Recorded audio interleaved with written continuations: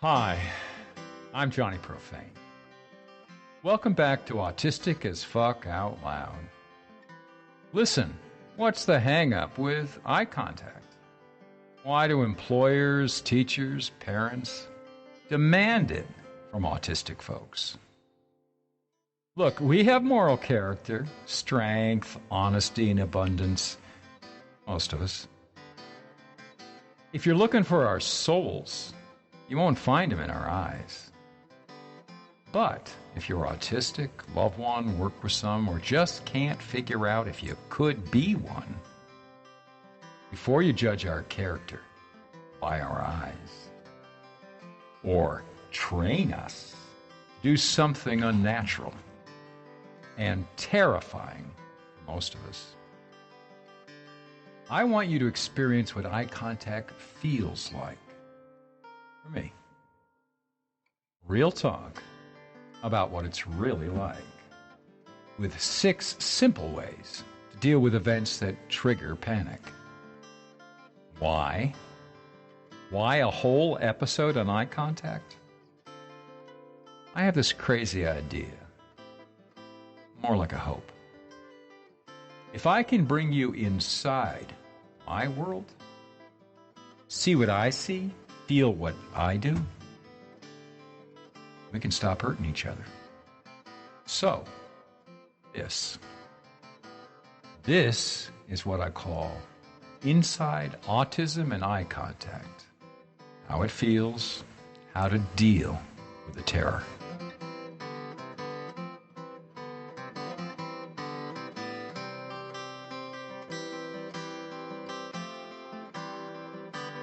My wife and I are musicians. We're finishing our 15 minutes of fame playing Rusty's open mic. Maybe Shorty's bar, I disremember. 2012, 4BD, 4 years before diagnosis. Back in 2012, I still believed I could survive bars. You know, by entering my own dissociative bubble, become invisible. Sort of like Richard Mulligan on Soap. Only room for Kimmy and me. All the while I chant in my mind, I don't care what they think. I don't care what they think. I don't care what they think. And I had one survival rule. Never dance. But Kimmy, my wild woman gypsy, because something deep inside, autistic me, moth met flame. Caught in the moment, I say, sure. So for about 5 minutes, I'm doing the white guy rock. Weight on right, shift left, weight on left, shuffle right. Eyes sliding all around the room, never lingering, never focusing. Look at me, hon. She whispers, look at me. So I do. A few seconds. Her face upturned, eyes glistening. A few seconds more. So calm, so happy, so big. Then bigger. Only her eyes. Brighter, enormous. I can't hear anything but a roar. Spinning. I'm going to fall. I shout out something.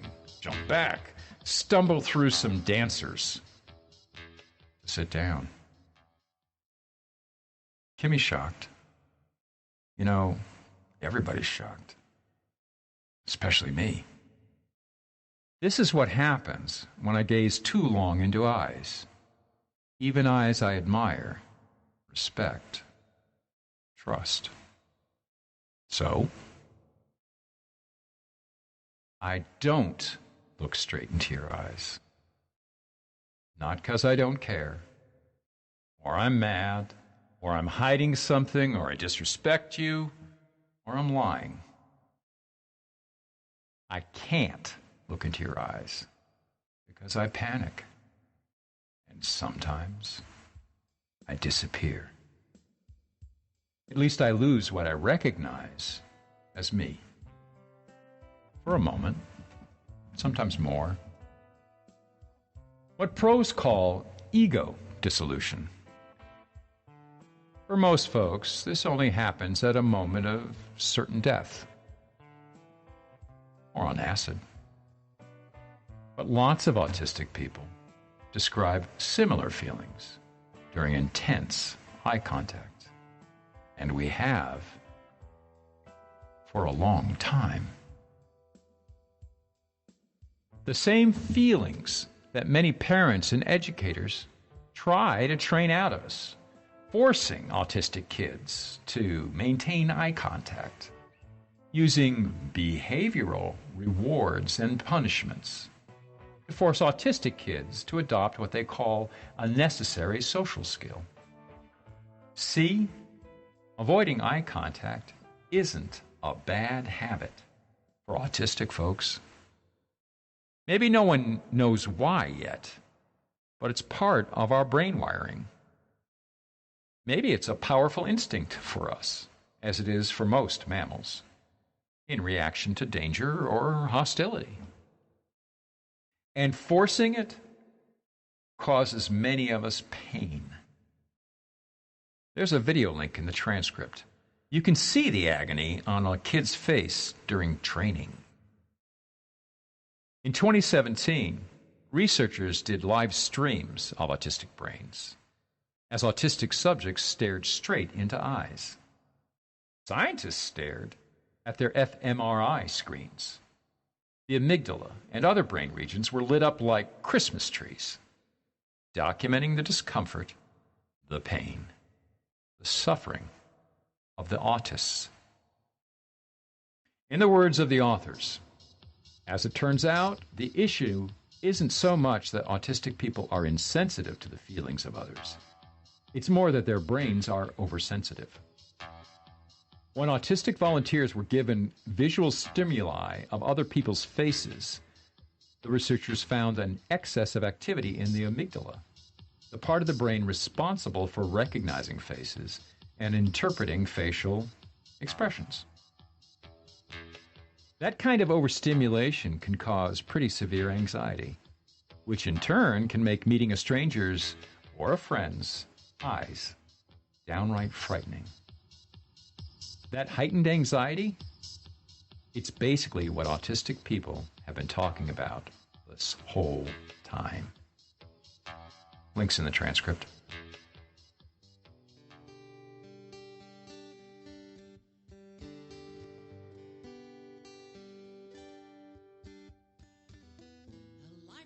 But honestly, the possible research of the moment explaining autism means less to me than reports of naked experience. When I look for more than a few seconds into anyone's eyes, even the love of my life, I begin to lose my perception of my surroundings. Sounds deaden, details fade, lights get brighter and brighter. I can't see the face, only the eyes. My heart races, I begin to feel faint. There's a sensation of spinning, then falling. I not only feel the onset of panic, I feel ego dissolution. No joke. I lose who I am. Not amnesia, just no me. Like that sick panic when you stumble on stairs, fall out of a tree, jump at a car horn. Sometimes when I fall asleep, as if I were dying. Extreme as this may sound, it was the way things were. All I ever knew for most of my life. I never thought about it until I sat across from a potential investor in my startup computer magazine, 1983.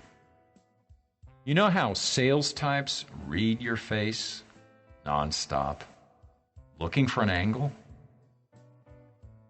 Try sitting across from a Silicon Valley vulture capitalist. As you ask for a couple $100K for expansion, knowing you can't make that next payroll. I read faces, he said. I have to know who's got it and who's full of shit. I glance.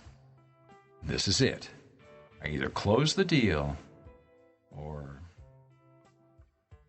Now you don't read faces. In fact, I'm not sure what you do. There's kind of a neutral curiosity to a seasoned investor, like a reptile eyeing you, stating facts. You stare hard. He does that two-finger move. Back and forth. Then you look off like you're thinking. Or you consult papers and peer up for a second. Then the brutal kill shot. I don't know if you look into my face, my eyes, or just stare at my forehead. I took another meeting or two with his subordinates, but I never landed the deal. Eye contact. I knew enough on some level to fake it. Somehow, I knew people required it. But the fear was always there. I remember distinctly horrific fear of eyes at age 2 or 3. But it's only a few years ago I discovered that I shift my eyes from eyebrows to cheekbones to nose. You know, quick, constant reflex glances to mimic looking into your eyes.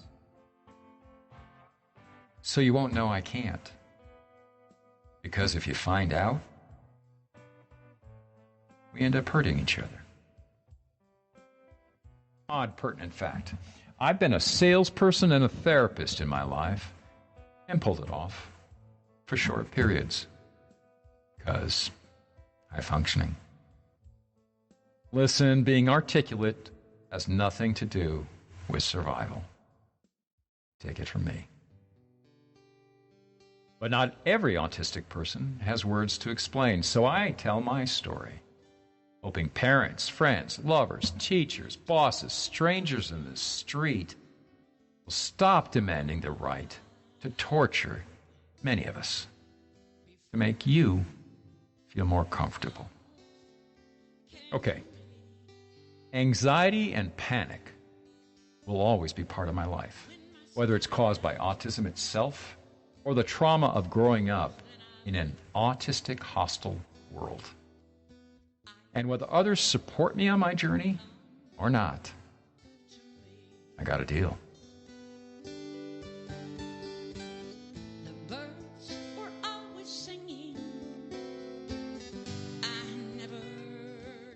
So, 6 high-concept guidelines I use for panic. Number 1, the obvious. I monitor if I'm uncomfortable. If I must face someone or any other anxious situation, are my muscles tight, nausea, jaw clenched? Number 2,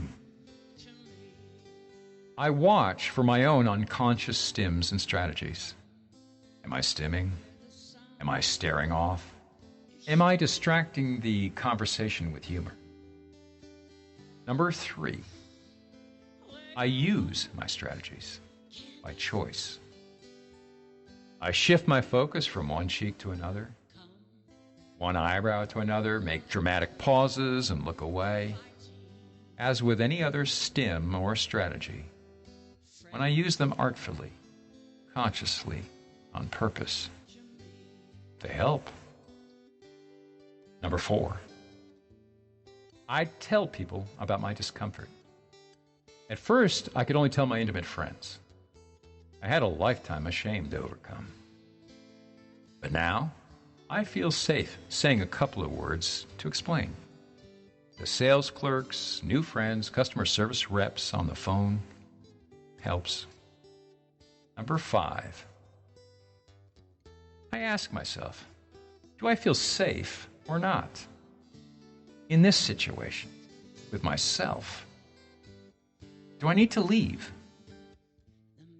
And at this point, there is no situation I'm not willing to walk away from, short of handcuffs. Number 6, reduce the harm by self-care. This isn't a method, a diet, a regime, nothing that cures my autism. But I have more good days. Eat healthy, whatever that means to me at the time. I function better on a plant-based diet, eating only when I'm hungry, eating few processed foods. I do risk nutritional deficiencies because I had bariatric surgery, so I take a fair number of vitamins to survive.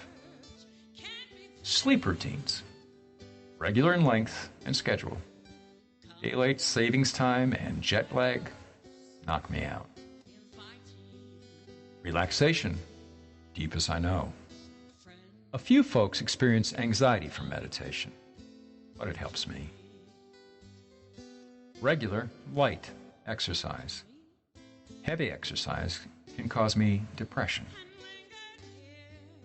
I try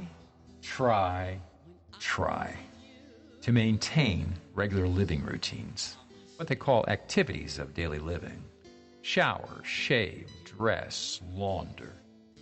I'm not clear if they have protective, comforting power, or if I begin doing them again because I have the energy to resume. And then daily contact with someone I love and loves me. This is a hard suggestion to make. So many autists report not having a loving person in their life. I understand. I did not meet such a person until I was 58. But this is the suggestion that makes all the others possible. It's the one that saved my life. These are all the high concepts I've come up with so far. I'll keep you posted. Thing is, these are useful for avoiding panic. Who remembers any principle in the heat of terror? So I carry a pocket list of personal strategies for meltdowns, panics, obsessive thoughts, shutdowns, depressions. Have since before I knew I was on the spectrum. I'm bright enough with a detailed memory, but when the fog of meltdown comes on, I can't think of what to do in that moment. The deal. So when I feel I'm losing control, I slip away, pull my list from my wallet, and remind myself of what works for me. At first, I felt embarrassed. Inside. Kept it secret. It felt pretty childish. And then for a while, I stopped referring to it. Because, well, I felt like I should just know it already. You know? Big mistake. Got out of the habit, lost the source of my comfort, my emotional roller coaster pretty much went off its rails again, forcing me to recreate it. So, sharesies. There's a snapshot of my personal card in the transcript. Hope it's useful for others. Here. My do's and don'ts for meltdowns, panic, and obsessive thoughts. 1. Tell someone I trust. Frequently speaking my fear out loud tames it, if I catch it early enough. 2. Depending on the situation, I do what I can to trigger relaxation. Deep breathing, walking, engaging in my senses, maybe snapping photos. Taking a nature bath, walk in woods, just natural sounds and sights. Do a repetitive productive task, sweeping, mowing. Meditate, do yoga, pray, pick your poison. Reduce stimulation, lower lights, close windows, turn off fans. Turn off the TV, radio, and Facebook, for sure. Drink a little wine or beer. Too much depresses me. A sip at a time. Take alone time in a safe space. lock doors, turn off the phone. No visitors. Sunbathe or go to a tanning booth. Long, hot showers. My favorite stim of all time. 3. Distract by doing.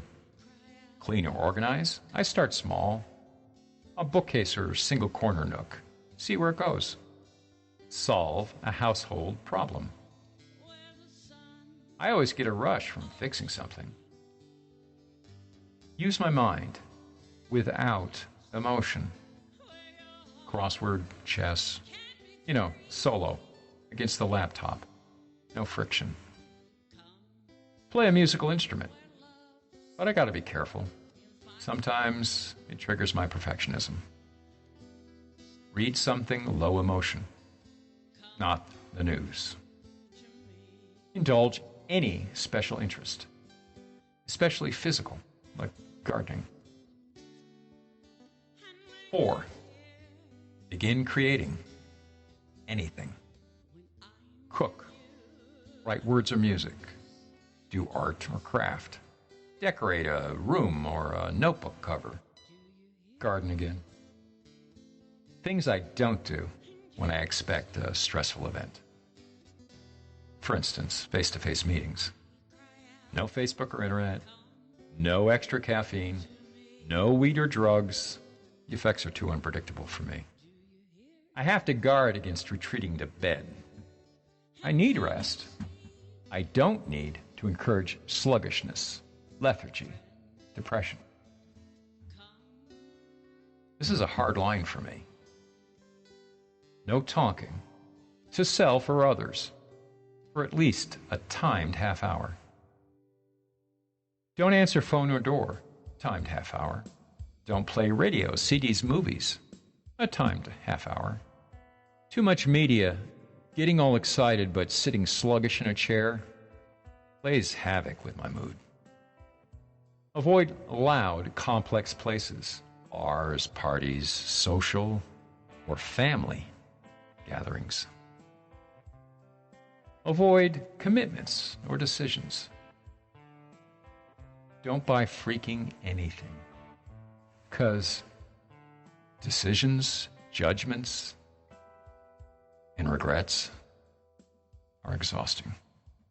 I gave you everything I got so far, but please comment, private message me, or email any of your strategies. You may well help others, including especially autistic kids and me. One last word on any form of forced behaviorist training. Names you may recognize: ABA, or Applied Behavioral Analysis, PBS, Positive Behavioral Support, or CBT, Cognitive Behavioral Therapy. Their goal is to control human behavior, not on increasing the comfort, functioning, or joy of children or adults. They meet the needs of parents, teachers, caretakers, and ultimately doctors to control undesirable behavior. Punishment and reward works to change behavior in kids and adults temporarily. Same as it works on rats, too, for that matter. Come to think of it, please think of it. Then think about what your loved ones really need.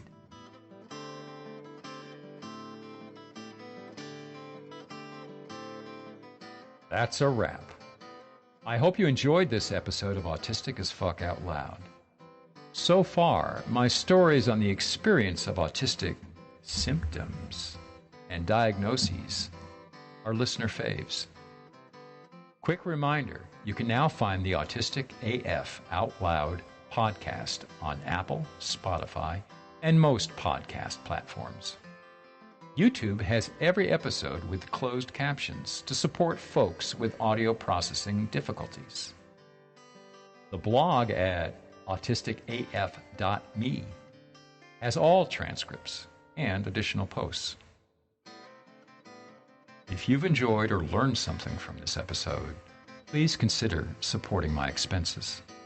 Most podcast apps have a support button, and there are links to PayPal and Ko-fi in the transcript. Right now, I need to replace my mic with a podcast-friendly Yeti, which runs about $150. You could really help with just a few bucks. But as always, the best support you can offer, share this episode with a friend that you know cares.